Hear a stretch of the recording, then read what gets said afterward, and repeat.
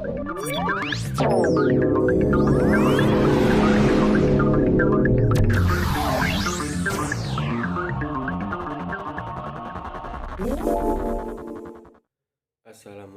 warahmatullahi wabarakatuh.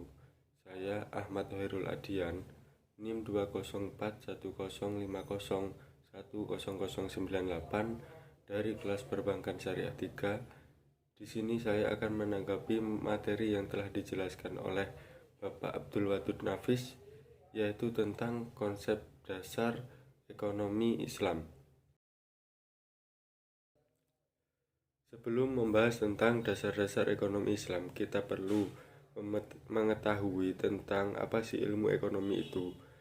Ilmu ekonomi itu adalah cabang ilmu yang membahas dan mempelajari tentang perilaku manusia dalam memenuhi kebutuhan dan memuaskannya.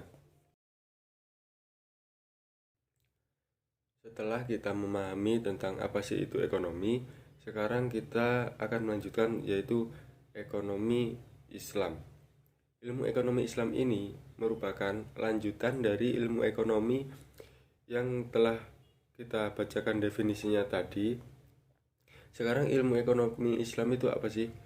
Ilmu ekonomi Islam itu yaitu sebuah cabang ilmu yang membahas dan mempelajari tentang perilaku manusia dalam memenuhi kebutuhannya dan memuaskannya untuk mencapai falah.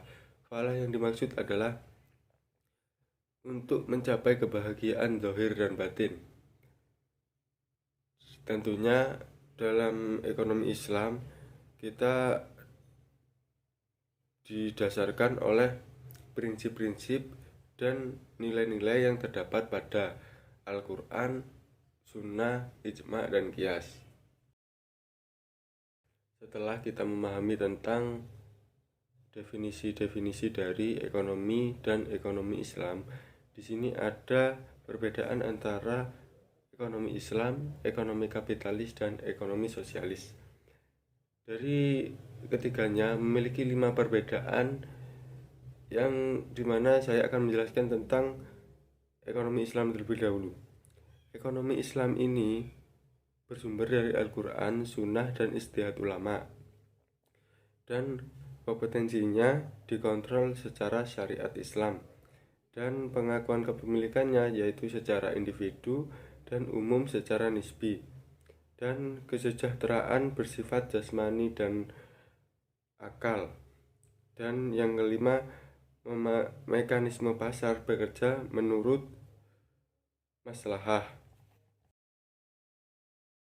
Dan yang kedua ada dari ekonomi kapitalis. Ekonomi kapitalis ini sendiri bersumber dari pemikiran dan pengalaman manusia. Dan yang kedua, kompetensi usaha bebas dan melahirkan monopoli. Dan yang ketiga, pengakuan kepemilikannya secara individu secara bebas, dan kesejahteraannya bersifat jasmani belaka, dan mekanisme pasar dibiarkan berjalan sendiri. Dan yang terakhir ada dari ekonomi sosialis. Ekonomi sosialis ini bersumber dari pemikiran dan pengalaman manusia, dan tidak terjadi mekanisme pasar, dan tidak ada persaingan, dan tidak mengakui kepemilikan secara individu.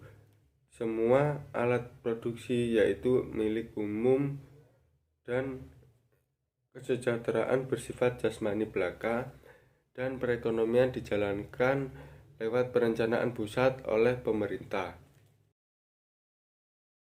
Selanjutnya kita akan membahas tentang sumber hukum dari ekonomi Islam.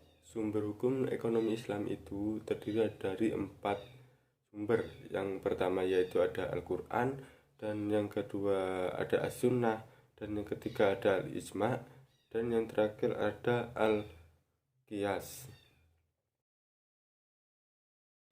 Dan selanjutnya yaitu ada dasar-dasar ekonomi Islam. Dasar-dasar ekonomi Islam yaitu ada 6. Yang pertama yaitu Tauhid. Tauhid itu sendiri artinya keesaan Allah. Maksud dari keesaan Allah, kita harus percaya akan kekuasaan Allah di muka bumi ini. Dan yang kedua yaitu ada asidik amanuhu, yaitu artinya kejujuran dan tanggung jawab. Kita selaku manusia dalam bertransaksi dalam hal apapun, kita harus jujur dan bertanggung jawab dalam melakukannya. Dan yang ketiga, mengakui hak milik individu dan umum. Dan yang keempat itu ada al-adalah, yang artinya keadilan. Kita harus adil dalam sesama manusia, baik itu dalam hal apapun kita harus adil dalam melakukannya. Dan yang kelima ada atawarun. Atawarun yaitu artinya keseimbangan. Dan yang keenam ada al-tama'un. Al-tama'un artinya tolong menolong. Sebagai sesama manusia, kita harus menolong dan saling tolong menolong dalam kehidupan sehari-hari, karena kita juga butuh orang lain. Jadi jangan tidak peduli ketika ada orang yang mengalami kesusahan, kita harus menolong mereka, dan begitu pula sebaliknya. Ketika kita sering menolong orang, maka orang pun segan dalam kita mengalami kesusahan, itu pasti orang lain akan menolong kita juga. Dan selanjutnya yaitu ada prinsip-prinsip ekonomi Islam.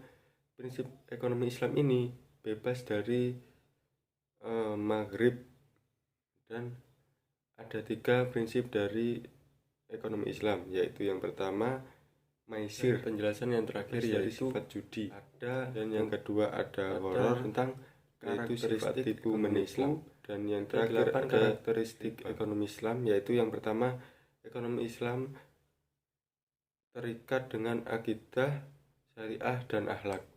Dan yang kedua ada harta kepunyaan Allah dan manusia sebagai khalifah. Dan yang ketiga yaitu adalah larangan maisir, horor, dan riba. Dan yang keempat ada keadilan dan keseimbangan dalam melindungi kepentingan individu dan masyarakat. Dan yang kelima yaitu ada keseimbangan antara keruhanian dan kebendaan. Dan yang keenam yaitu bimbingan konsumsi. Dan yang ketujuh petunjuk investasi. Dan yang terakhir ada zakat.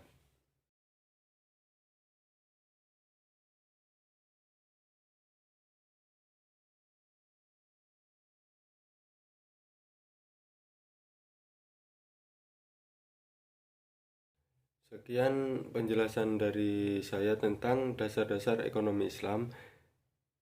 Jika ada salah kata atau yang kurang jelas dari penjelasan saya mohon maaf sebesar-besarnya, dan saya pamit. Wassalamualaikum warahmatullahi wabarakatuh.